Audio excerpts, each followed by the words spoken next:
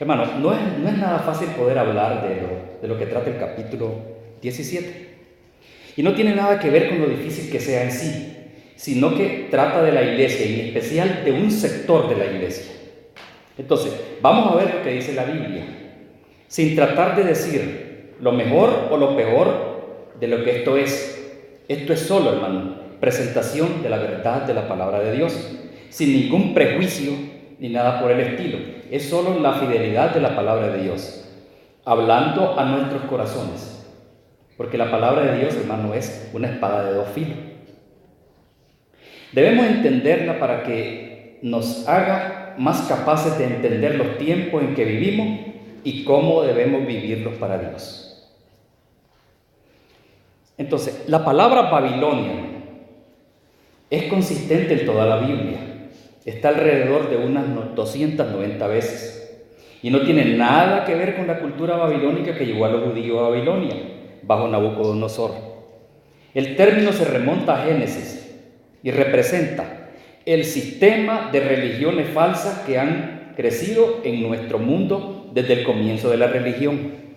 En Génesis 10 y 11. Usted lo puede leer y va a encontrar de dónde nace todo eso. Hay un escritor británico, hermano, llamado Alexander Hislop, que publicó un libro en 1858 llamado Las dos Babilonias.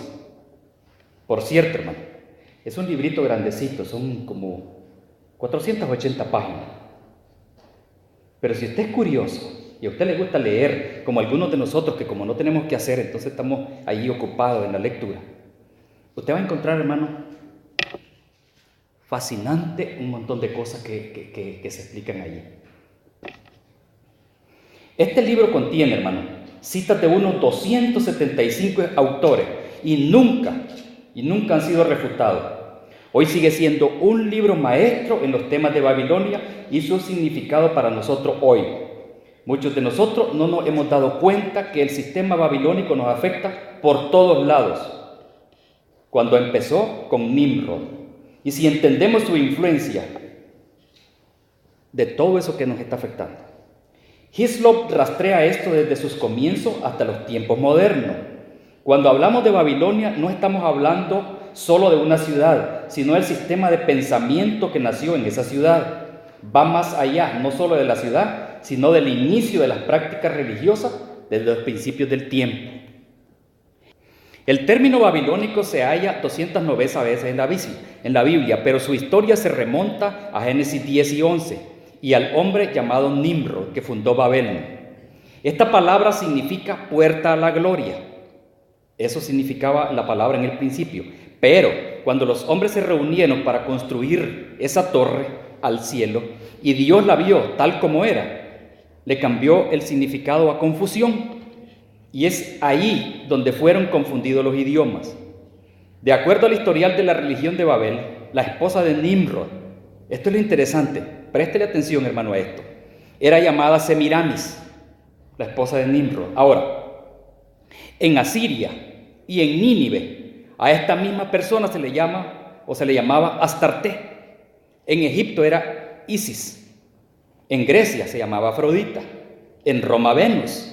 Esta mujer, sea en la cultura que sea, cuya vida se originó en la religión de Babilonia, fue la primera sumo sacerdotisa de la idolatría conocida en el mundo. Semiramis, vea qué interesante todo esto. Semiramis, dice, dio a luz un hijo y dijo que había concebido milagrosamente por un rayo de sol y dijo que su hijo era el libertador prometido de la tierra. Entonces, es Génesis 3:15. Donde habla la profecía de que va a venir un libertador. Y lo llamó Tamuz. Según la leyenda, cuando creció, un jabalí salvaje lo mató. Y después de 40 días de llanto de su madre, resucitó de los muertos. Cuenta aquí Hislop que dice que esta señora comenzó a llorar y a pedirle para que lo resucitara por 40 días. 40 días, préstele atención a esto, hermano. Fue en esta historia de Semiramis y Tamuz donde se inició el culto a la madre y al hijo, que empezó a esparcirse por toda la tierra. Ahora, hermano, en Asiria la madre es Ishtar y el hijo Tamuz. En Fenicia es Astarte y el hijo Baal. En Egipto es Isis y el hijo es Osiris u Horus. En Grecia Afrodita y el hijo se llama Eros. En Roma Venus y el hijo Cupido. Conforme esta falsa religión de la madre y el hijo se esparcía por toda la tierra, la liturgia de la adoración se comenzó a definir.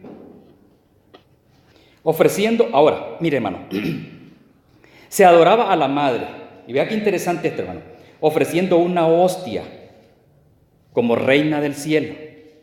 Es aquí donde se empieza a observar los 40 días de Cuaresma en memoria de los 40 días de llanto por Tamuz. Entonces, hermano, mira qué interesante. Al final de los 40 días se realizaba la fiesta de Ishtar para celebrar la resurrección de Tamuz. Parte de esta celebración de Ishtar es los huevos de Ishtar, simbolizando la nueva vida, y aunque usted no lo crea, la costumbre de los huevos de Pascua que se observa en los Estados Unidos viene de los huevos de Ishtar. El secreto de todo esto, hermano, se encuentra en abluciones sacerdotales, en ritos sacramentales. Usted lo ve en la dedicación de las vírgenes a los dioses, en los fuegos del purgatorio, en la señal de la cruz. ¿Sabe lo que significa la señal de la cruz? Originalmente no era ni más ni menos que hacer la letra Tao en la frente de las personas, que era la inicial de la palabra del hijo de Ishtar, que se llamaba Tamuz, una T. Ahora, hermano, todo esto que les estoy diciendo, no es una rebusca de la historia antigua y que no tenga nada que ver y que no tenga injerencia en la palabra de Dios. Y se lo voy a demostrar. Vamos a ver algunos pasajes de las Sagradas Escrituras que hablan de esto. Y allí sí quiero que vaya. Quédese allí con Apocalipsis 17 y ahora véngase. Vamos a ir a Jeremías 44. Y va a irse del verso 15 al 20. Se lo voy a leer. Oiga lo que dice.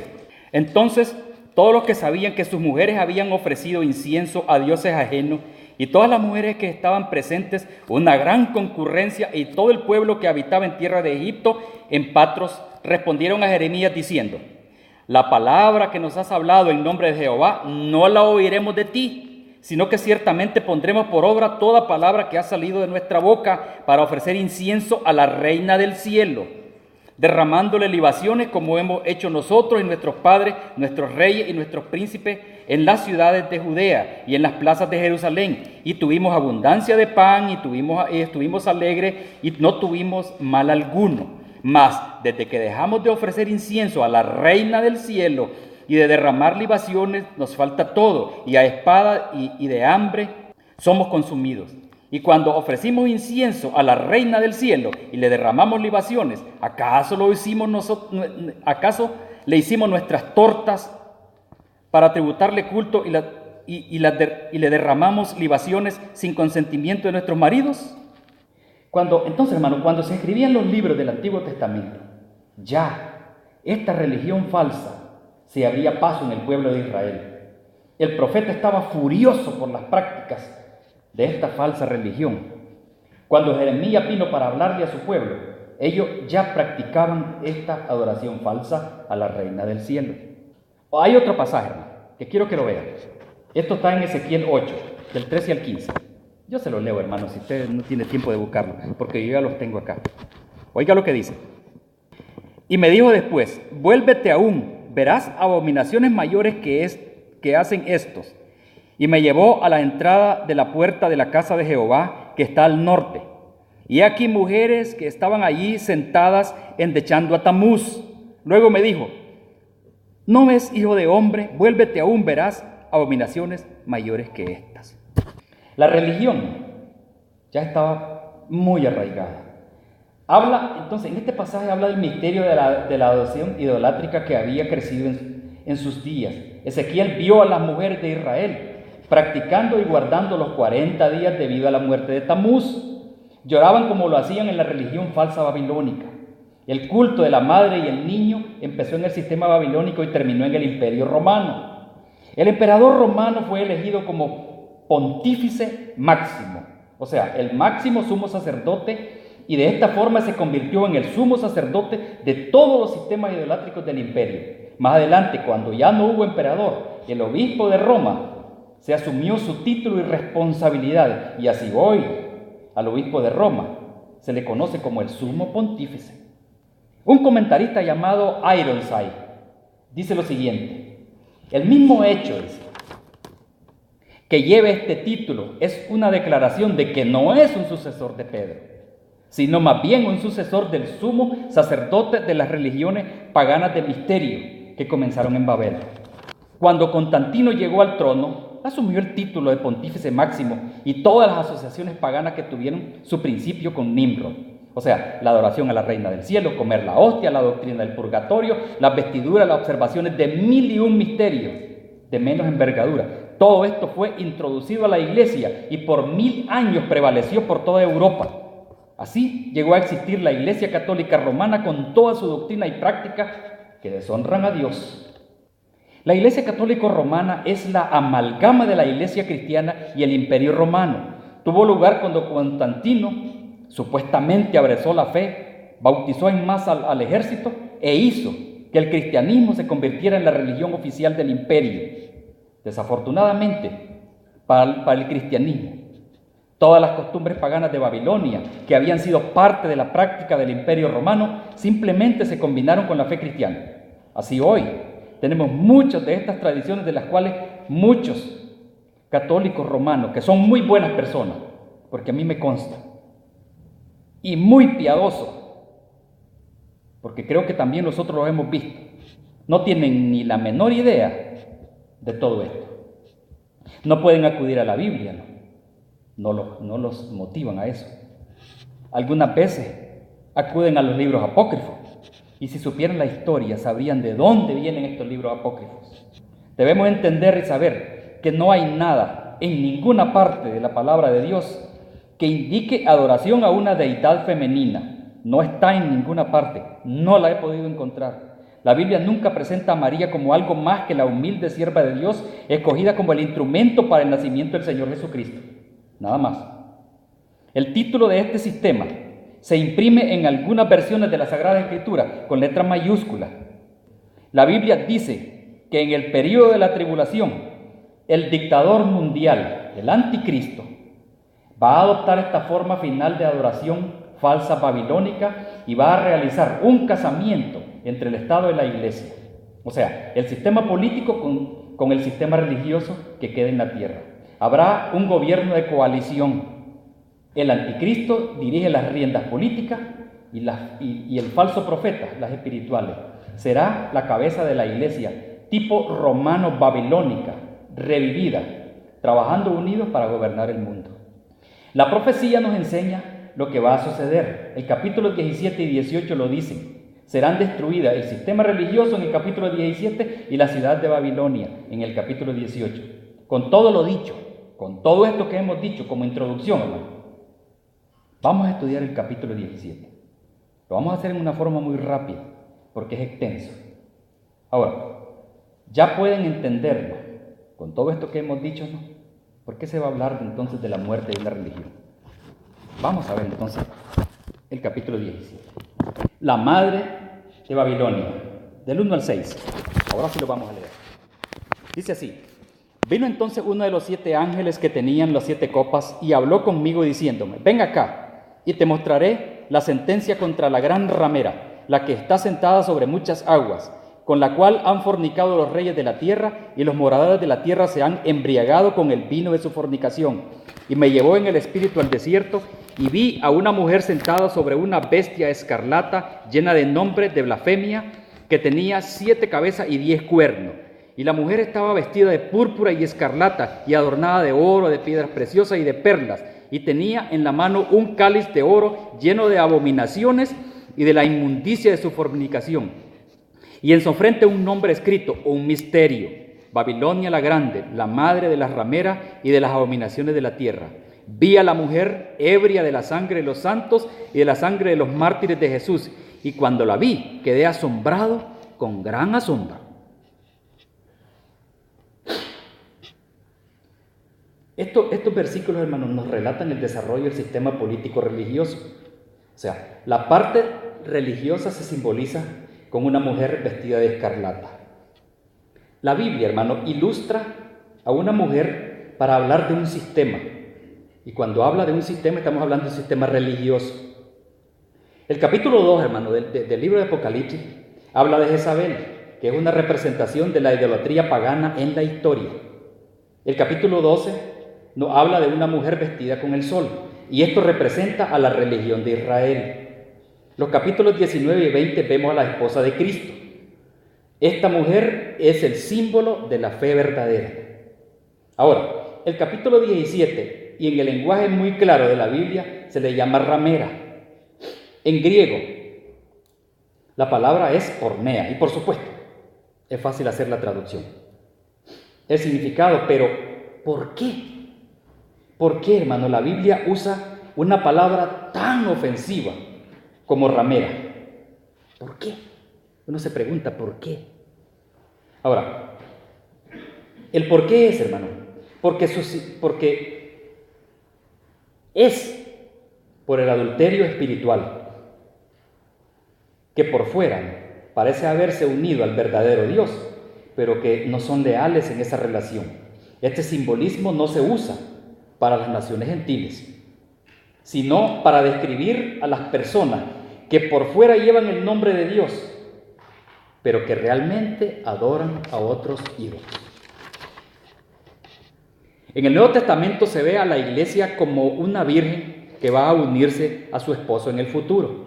Eso dice 1 Corintios 11:2. Pero se le advierte contra el adulterio espiritual. Dice Santiago 4:4. No ames el mundo ni las cosas del mundo, porque el que ama el mundo y las cosas del mundo se constituyen enemigo de Dios. Es una advertencia. Ahora, a este sistema falso de religión se le refiere como prostitución o ramera, y se le llama así porque en los últimos días va a unirse con el sistema político de su tiempo, y en lugar de apoyarse en Dios, lo hará en el sistema político de sus días. Ustedes vieron el verso 3, donde dice que la mujer está sentada sobre la bestia.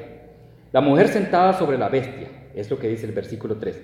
La iglesia depende de la bestia, o sea, del sistema político. Ha adulterado contra Dios al entregarse al sistema político de su tiempo, en lo que tiene que ver con las cosas espirituales.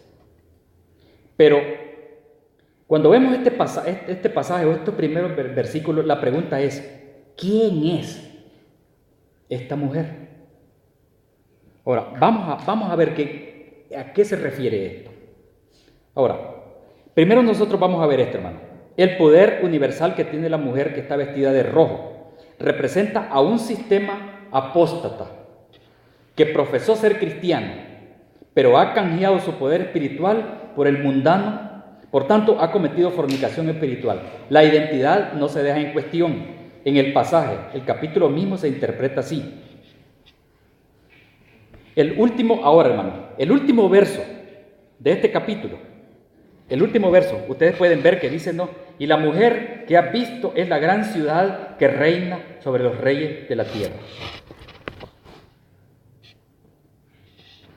Cuando Juan escribió este libro, hermano, solo podía haber una sola interpretación para esta afirmación. Roma era la ciudad que reinaba sobre toda la tierra conocida, y es de ella que habla, y ve para su gran sorpresa un vasto sistema político religioso centrado en Roma, y se extiende en todas direcciones. El verso 9, hermano, la ciudad que simboliza la mujer se levanta sobre 7 colinas. Vea el verso 9. Dice el verso 9. Esto, para la mente que tenga sabiduría, las 7 cabezas son 7 montes sobre las cuales se sienta la mujer. Ahora, vea qué interesante esto, hermano.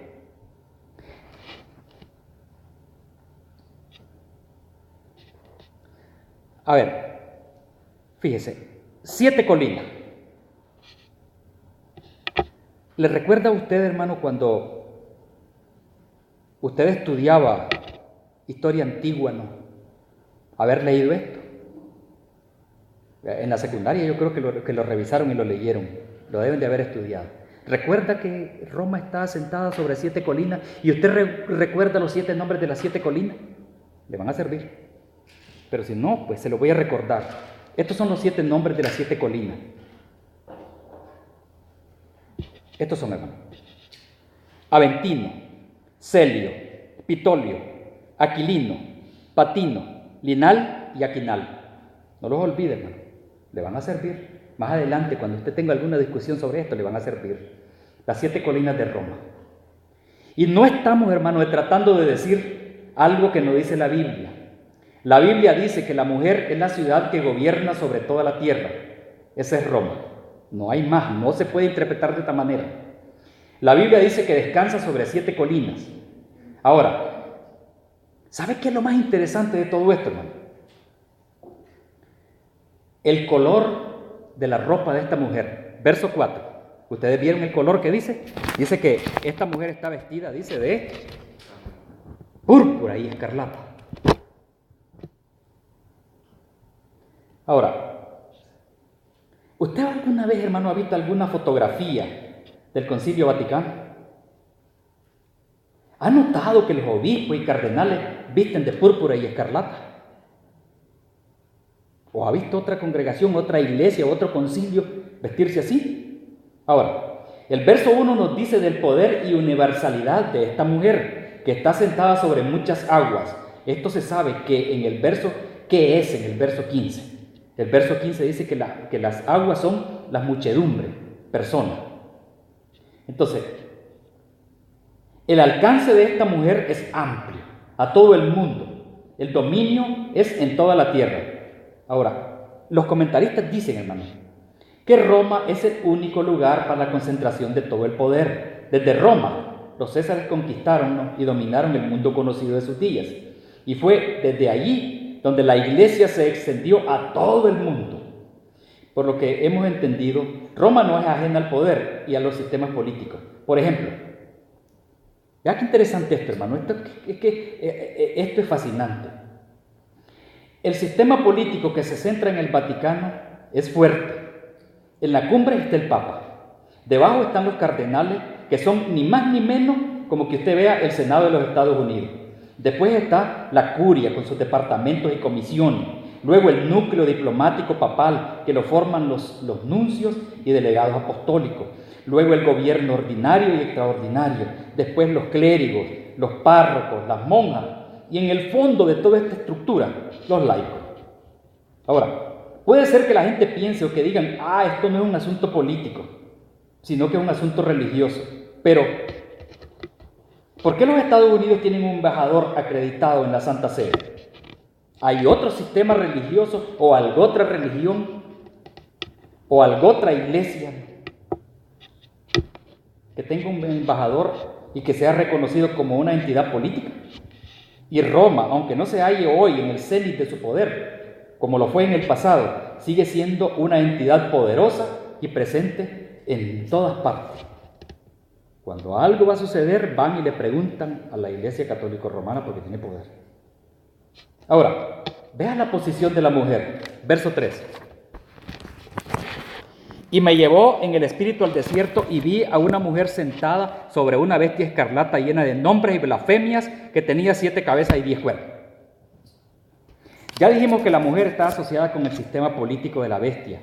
Se han comprometido mutuamente en sus esfuerzos combinados para apoderarse del occidente. 7 cabezas y 10 cuernos hablan de la organización que la bestia ha establecido durante el período de la tribulación. Ya saben ustedes, hermanos, que está la tribulación y la gran tribulación. O sea, 3 años y medio la tribulación y 3 años y medio la gran tribulación. No es lo mismo decir todo. O sea, durante los 3 años y medio la cosa no va a estar tan complicada. Va a estar difícil, pero no complicada. Los últimos 3 años y medio, esos sí van a ser terribles. Ahora, vea qué interesante la prosperidad de la mujer. Verso 4. La mujer estaba vestida de púrpura y escarlata y adornada de oro, de piedras preciosas y de perlas, y tenía en la mano un cáliz de oro lleno de abominaciones y de la inmundicia de su fornicación. Hace unos años, hermano, se publicó un artículo sobre las riquezas de la Iglesia Católica Romana en Estados Unidos. Este informe decía que las riquezas ascendían a $34,000 millones, solo en Estados Unidos. y alrededor del mundo, en los años 80, a 70.000 millones. ¿O no es cierto? Y usted lo puede contactar si ha visitado algunos países de Latinoamérica.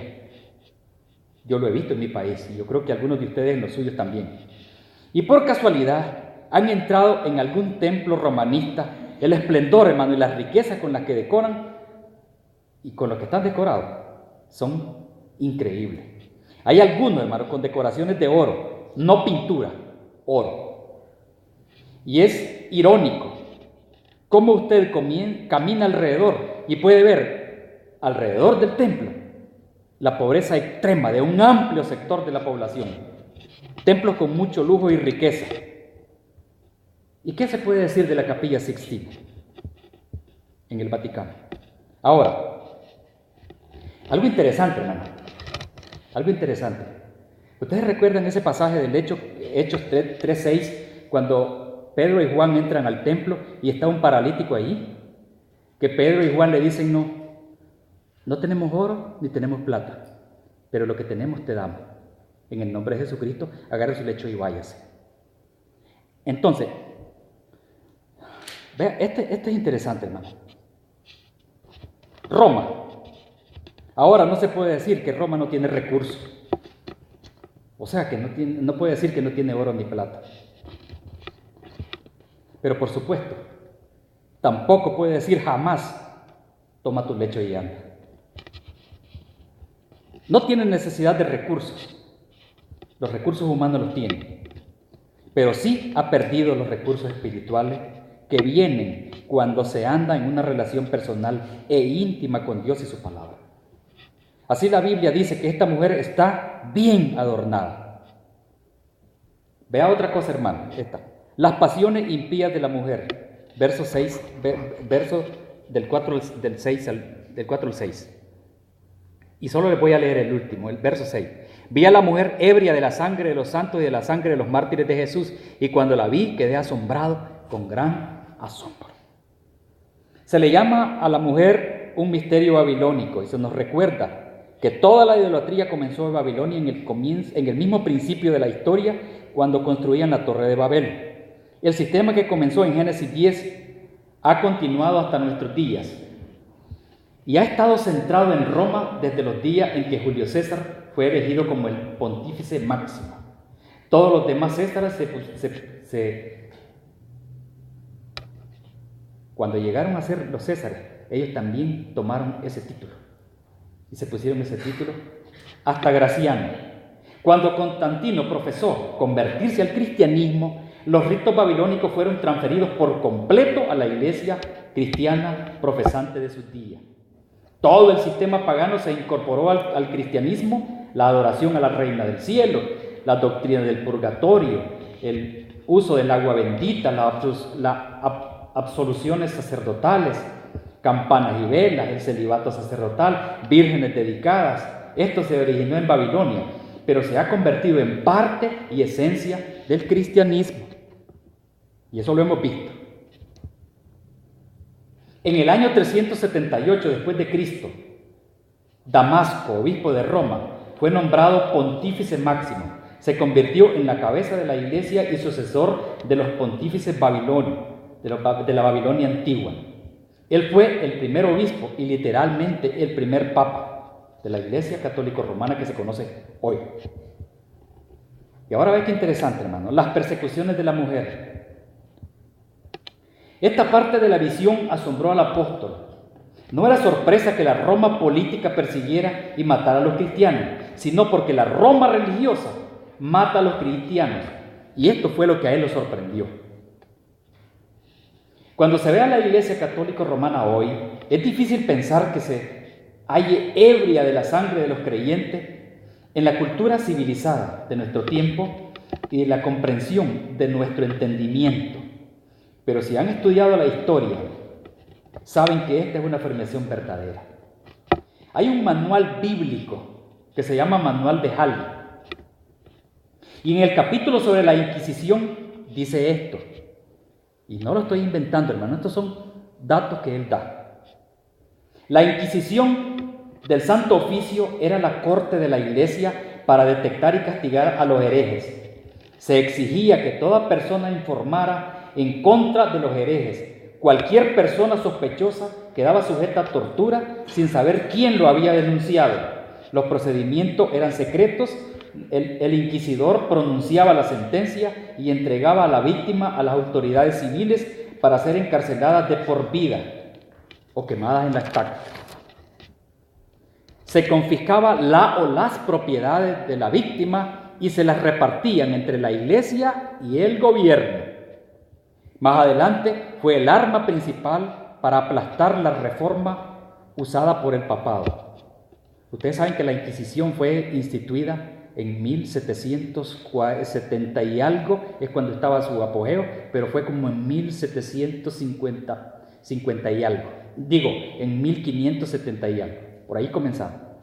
Ahora, entre 1540 y 1570, no menos de 900.000 protestantes fueron ejecutados en la guerra del Papa para exterminar a los valdenses. Pensemos en los monjes y los sacerdotes con crueldad implacable y brutalidad inhumana, torturando y quemando vivo a hombres y mujeres inocentes, haciéndolo en el nombre de Cristo, por orden directa del vicario de Cristo. La Inquisición es una de las cosas más infames de la historia. Se diseñó o fue diseñada por los papas y la usaron por unos 500 años. Por lo que sabemos, ninguno de los papas se ha dignado en pedir disculpas por tantas atrocidades. ¿Y sabe por qué? Porque en su doctrina, cuando llega alguien a ser papa, es santo e infalible. No se equivoca. El mismo artículo señala la brutalidad de la Inquisición con números. Este artículo dice que en los Países Bajos, bajo el gobierno de Carlos V y Felipe II, más de 100.000 personas fueron masacradas con brutalidad increíble. Francia se hizo tristemente célebre por la masacre de San Bartolomé. Catalina de Médicis, y vaya la historia, madre del rey, romanista puro y muy buen instrumento del Papa, dio órdenes en la noche del 24 de agosto de 1572 que se masacraran a 70.000 hugonotes, incluyendo a casi todos sus líderes. Esto trajo un gran regocijo al Papa y su colegio de cardenales, quienes fueron en solemne procesión a la iglesia de San Marcos y ordenaron que se cantara un Te Deum en acción de gracias. El Papa ordenó que se acuñara una medalla para conmemorar la masacre y envió a un cardenal a París para llevar al rey y a la reina madre las felicitaciones del Papa y los cardenales. Se estima que en la guerra que siguió en contra de los hugonotes, más de 200.000 personas perecieron como mártires. En España, entre 1480 y 1808, hubo por lo menos 100.000 personas muertas y 1.5 millones de personas desterradas. Entre ellos, hermano, 400.000 judíos. Sí, hermano. Roma se ha embriagado con la sangre de los santos de Jesucristo. Muchos de ellos, hermano, ni siquiera se dan cuenta de su historia y tienen muy poco entendimiento de cómo la historia de lo que ha sucedido en el pasado ha ejercido su influencia y efecto en ellos.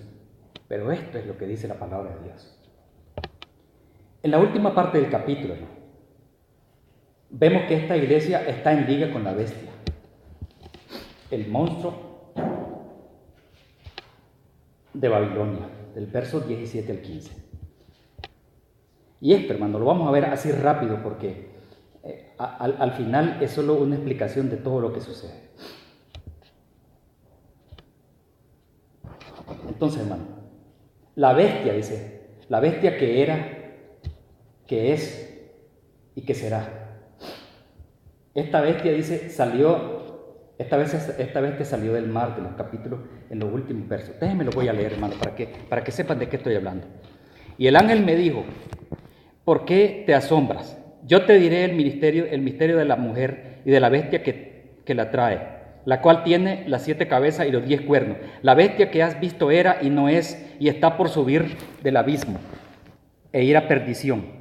Y los moradores de la tierra, aquellos cuyos nombres no están escritos desde la fundación del mundo en el libro de la vida, se asombrarán viendo la bestia que era y no es y será. Esto para la mente que tenga sabiduría, las 7 cabezas son 7 montes sobre los cuales se sienta la mujer, y son 7 reyes, 5 de ellos han caído, uno es y otro aún no ha venido. Y cuando venga es necesario que dure breve tiempo. La bestia que era y no es también el octavo, y es de entre las 7 y va a la perdición. Y los 10 cuernos que has visto son 10 reyes que aún no han recibido reino, pero que por una hora recibirán autoridad como reyes juntamente con la bestia. Estos tienen un mismo propósito y entregarán su poder y su autoridad a la bestia. Pelearán contra el Cordero y el Cordero los vencerá, porque Él es Rey de reyes y Señor de señores. Y los que están con Él son llamados y elegidos y fieles. Y me dijo también, las aguas que has visto donde la ramera se sienta son pueblos, muchedumbres, naciones y lenguas.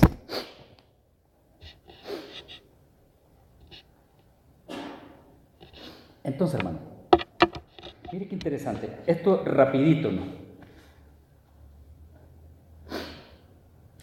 La bestia que era, que es. Esta bestia nosotros la encontramos en el capítulo 13 y dice que es el anticristo. Eso está en el capítulo 13 de este mismo libro. Aquí se dice que sale del abismo. Ahora, en este capítulo dice que sale del abismo, pero allá dice que salió de las muchedumbres. Entonces, ¿cómo podemos acomodar esas cosas? Entonces, a esta bestia, hermano, en el verso 13 del capítulo 13, dice que ella tuvo una herida mortal, pero que el poder de Satanás la hizo regresar a la vida.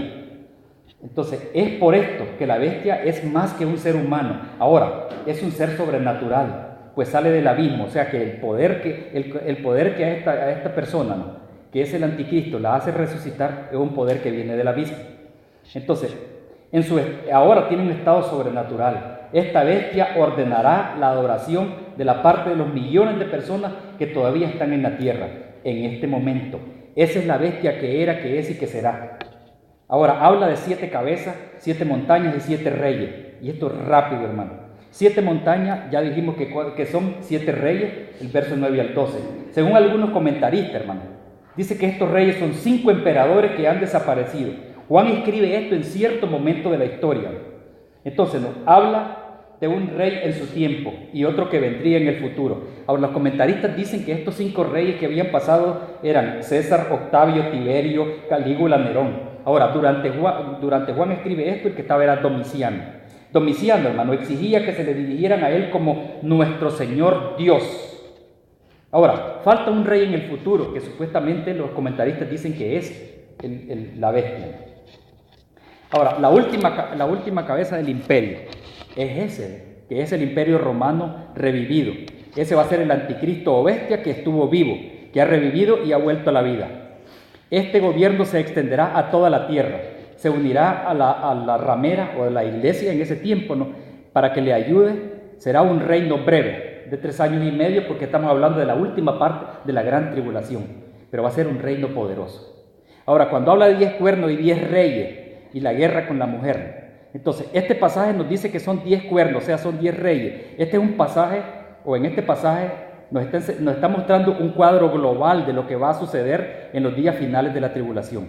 El cuadro en sí: el anticristo domina sobre el ambiente político, trabaja junto con el falso profeta a la cabeza del sector religioso. 10 jefes de Estado se le unirán en el gobierno de lo que una vez fue el imperio romano. Daniel habla, hermano, de esto mismo, ¿no?, de una imagen que las piernas eran de hierro, representan a Roma, y los 10 dedos serán el gobierno de ese tiempo, que aún no lo hemos visto. La gente dice que esto ya ha tenido lugar, la unión de 10 naciones europeas en la historia, pero nadie lo ha podido lograr y nadie ha podido hacer esto que suceda como lo están diciendo.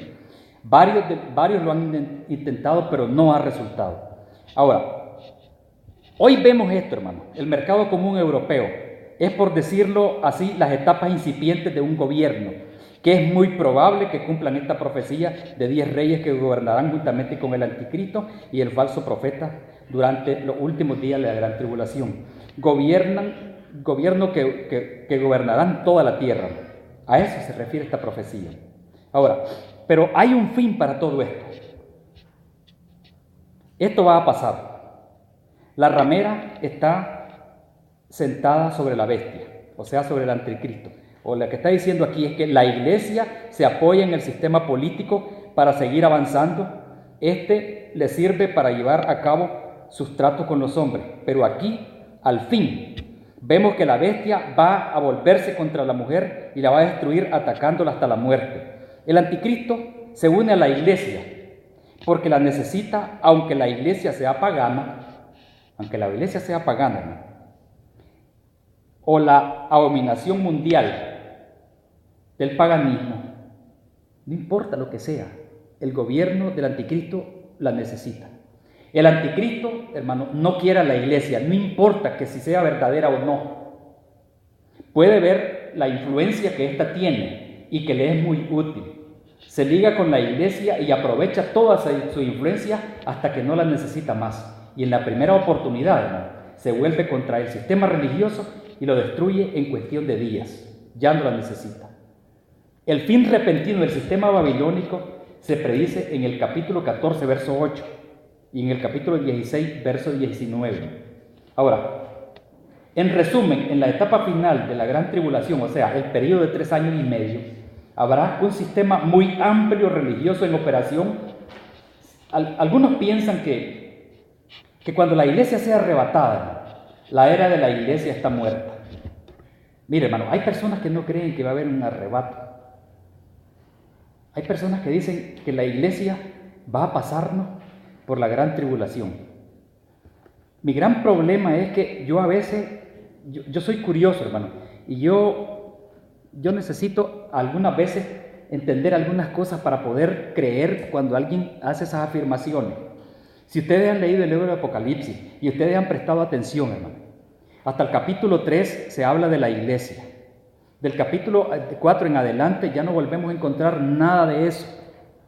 En el capítulo, de esos primeros capítulos, hermano, la Biblia habla de una relación entre padre e hijo con la iglesia. Y de esos capítulos en adelante solo habla de la relación que tenía Dios con su pueblo como la tenía con Israel. Eso me dice a mí que ya la iglesia no está,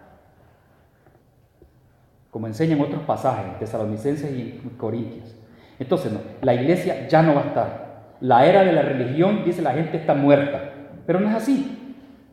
Cuando nosotros seamos arrebatados, la religión va a florecer. ¿Por qué? Nosotros estorbamos al florecimiento de la religión hoy. ¿Y sabe por qué? Porque nosotros no somos una religión, somos un estilo de vida con nuestro Señor, una relación personal y única. La religión es un esfuerzo humano por alcanzar alguna deidad y eso no se puede hacer. La relación personal es saber que ya Dios ha cumplido por nosotros en la persona de Jesucristo. Nosotros siempre nos hemos interpuesto en el camino de la religión. Cuando ya no estemos aquí, florecerá la religión dirigida por el falso profeta. Ahora, hermano, vea qué interesante esto. No solo la Iglesia Católica Romana va a tener un gran liderazgo en ese aspecto. Se le va a unir todo creyente apóstata que ha quedado.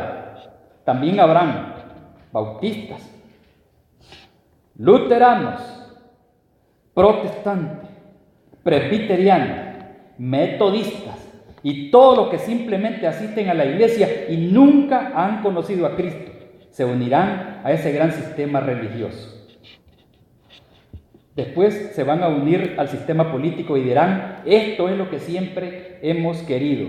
Lo ideal, el gobierno y la iglesia trabajando juntos. Es cuando el anticristo, teniéndolos en su mano, y cuando ya no les sean útiles, los destruirá por completo. Hermano, mire.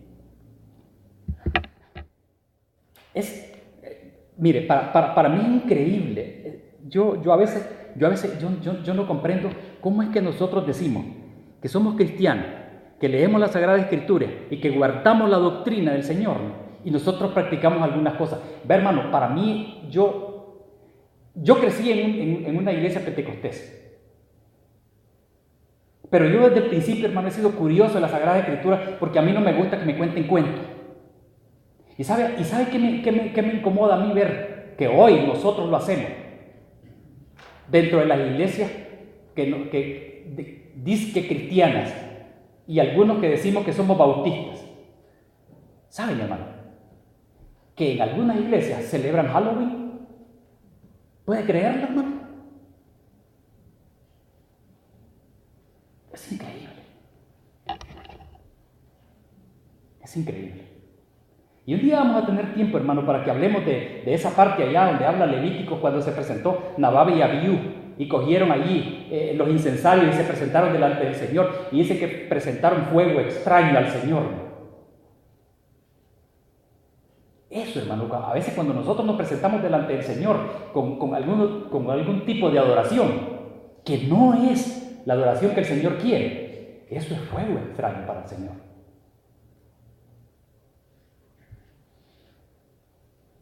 Esto, hermano, esto no es un tipo de mensaje que sea muy atractivo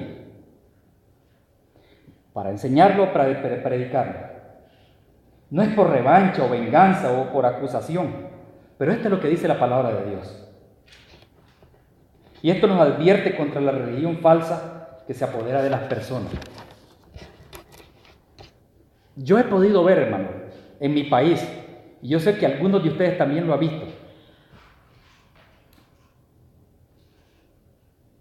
¿cómo, hermano?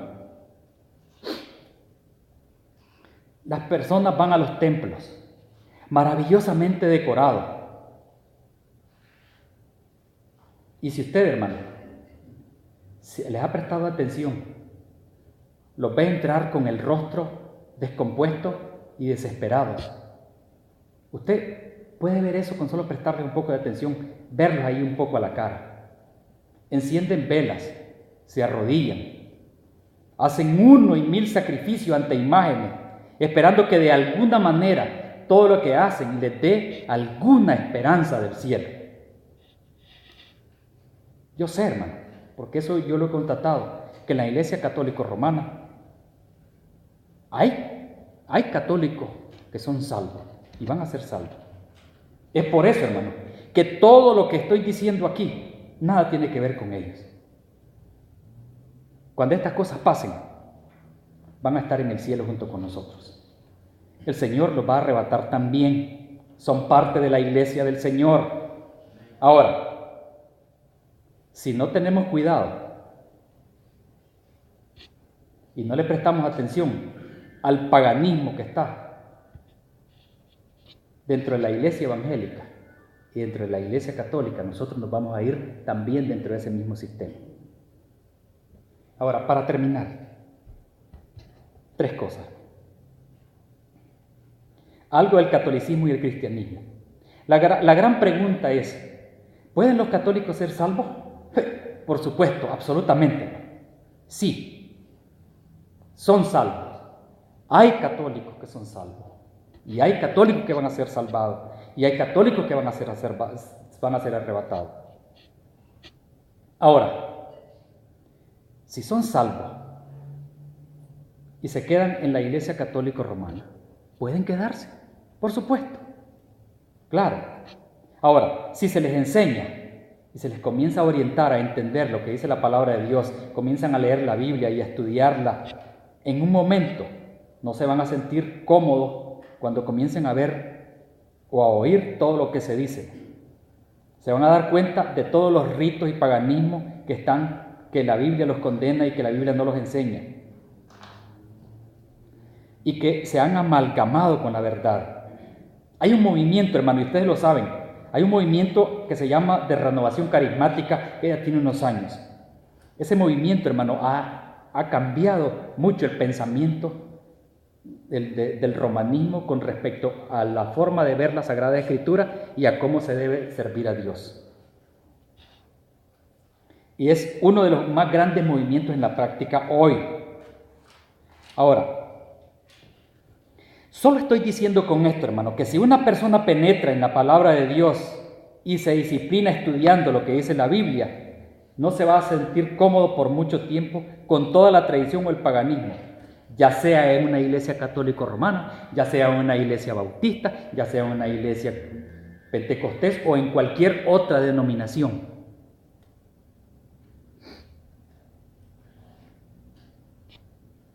Porque van a encontrar, hermano, que la doctrina o la enseñanza no está de acuerdo con lo que dice la palabra de Dios. Pero Hay algo para mí que es incomprensible, hermano.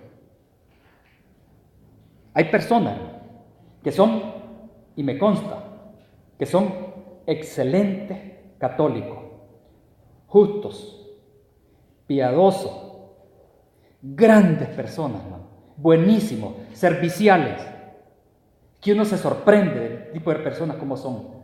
Son de gran carácter moral, ¿no? Rectos en su forma de ser, ¿no? En su forma espiritual. Y es por demás que usted sabe que son verdaderos hijos de Dios, pero permanecen dentro de la Iglesia Católica Romana y no se piensan ir, y no se van a ir. Eso yo no lo comprendo, pero así es, esa es una verdad. Ahora, esta otra cosa que voy a decir, a lo mejor se puede prestar a malas interpretaciones con respecto a la política y la religión. Hay grupos y personas que son muy influyentes, que se están reuniendo para hacer de todas las denominaciones una sola y reunir a la iglesia con el gobierno. Es bueno, hermano, que hayan tantos creyentes como se pueda trabajando para el gobierno. Porque, hermano, es importante, ¿no?, que hayan cristianos dentro del gobierno, porque su carácter moral y espiritual va a ayudar para que no se cometan un montón de cosas que se cometen hoy. Ahora, pero la historia de unir el gobierno con la iglesia no es muy halagüeña, no es muy buena que se diga. Eso pasó con Constantino. El imperio se casó con la iglesia. ¿Y sabe quién fue el que salió ganando? El imperio. Tomó la mejor parte del matrimonio. La iglesia se amalgamó con el sistema. Ahora, no estoy diciendo que no debemos de ser partícipes activos de la política. Hay que serlo, hermano. Nosotros tenemos que saber qué es lo que está pasando a nuestro alrededor. Nosotros no debemos ser ignorantes de todo lo que está pasando. Nosotros debemos de saber qué está sucediendo, quién es el que va a llegar al poder. Por ejemplo, ustedes han visto cuáles son las dos personas que van a ser. Una de esas dos personas va a ser la alcaldesa de la ciudad. Ustedes más o menos le han prestado atención. Si ustedes son votantes, ustedes pueden ejercer su derecho al voto, tienen que pensar en esas dos personas. ¿Ustedes han escuchado cómo son? Eso, hay que prestarle atención, hermano. Hay que prestarle atención. Hay que hacerlo, hermano. Pero el ministerio nuestro va a ser más efectivo si nos mantenemos hasta cierto grado separados del gobierno. Porque no parece bien, hermano, o no está bien celebrar un matrimonio que Dios nunca se propuso que existiera, la iglesia con el gobierno. Y por último, hermano, la iglesia y el mundo. ¿Qué es la iglesia? Y aquí su pastor se los ha explicado un montón de veces. La iglesia quiere decir separados del mundo. Separados del mundo. Los llamados. Ahora, eso quiere decir que la iglesia es un grupo de personas llamadas a estar separadas del mundo. Pero si tratamos de nuevo de casarnos con el mundo, estamos perdiendo la oportunidad de hablar y de ser efectivos con nuestra predicación. ¿Sabe qué dice la gente? Que hay tanto del mundo en la iglesia como de la iglesia en el mundo. Porque se ha mezclado con tanta cosa que hoy, hermano, te puede ver y decir, ¿son o no son? Entonces, esa separación debe de existir, hermano. Apocalipsis 17 nos ha dado un cuadro claro cuando se avanza demasiado en la práctica de ritos y tradiciones que no están en la Biblia, hermano. Necesitamos pedirle a Dios sabiduría para poder ver y entender, ser tolerantes y comprensivos con aquello que, ya sea por ignorancia o por desidia, no conocen el trasfondo de la práctica que ellos realizan. Fíjense, hermano, me voy a salir un poquito del contexto. Y era un comentario que estaba haciendo con mi hermano Landaver. Iglesia. ¿Por qué extraña razón nosotros nos llamamos hermanos y hermanas? porque profesamos la misma fe, porque somos una familia. Pero, ¿cómo somos nosotros en la iglesia? ¿Saben qué es lo que nosotros somos en la iglesia? Cuando nosotros venimos a la iglesia, nosotros venimos solo a comer, comer y comer. Imagínense que usted dijera y le preguntaran a su hijo, ¿y cómo son tus papás? Bueno, 5 de la mañana, mi mamá se levanta y nos prepara comida y nos da de comer. A las 10 de la mañana tenemos hambre y nos vuelve a dar de comer. Y al mediodía nos da de comer de nuevo. Y comida, comida, comida y más comida. Pero tenés una relación ahí, ¿platicás con tu papá o tu mamá? No, yo no platico con mi mamá, eso solo me dan comida, comida y más comida. ¿Es así funciona una familia? No, ¿verdad? No es eso una familia. Nosotros somos iglesia, nosotros somos familia. Entonces nosotros debemos de comportarnos como familia, como hermanos y hermanas. Vamos a tener dificultades, porque las hay. Los hermanos tienen dificultades, pero siguen siendo hermanos. Y los hermanos se ayudan. Y los hermanos se aconsejan. Y a los hermanos se les llama la atención. No importa que sea mayor que usted o que sea menor que usted, se les llama la atención. Para eso somos familia. Porque nos debemos de ayudar unos a otros. Muchos de nosotros, el Señor nos ha capacitado y nos ha dado ciertos dones y talentos. Y no nos los ha dado a nosotros, hermanos, para que nosotros los agarremos y los guardemos. Nos los ha dado para que nosotros los utilicemos en la congregación y fuera de la congregación. Para eso somos familia. Por eso somos iglesia. Entonces, hermano, piensen eso. Me salió un poquito del contexto, pero es que cuando hablamos de iglesia y hablamos del mundo, nosotros tenemos que ser diferentes. Y que las personas de afuera puedan ver que nosotros somos diferentes. Amén, hermanos. Que el Señor los bendiga.